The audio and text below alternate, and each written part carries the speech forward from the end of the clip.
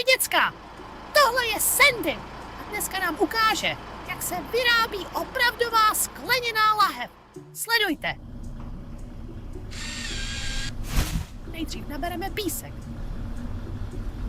a přidáme sodu a vápenici. Bez nich by se z písku sklo neudělalo. Teď to musíme pořádně rozehřát v peci. Páni, teplota letí nahoru. Už máme 1500 stupňů. Silný kompresor nafoukne žhavou směs do formy jako balonek. A puf! Tvar lahve je na světě. Sklo teď musí chladnout hezky pomalu, aby neprasklo.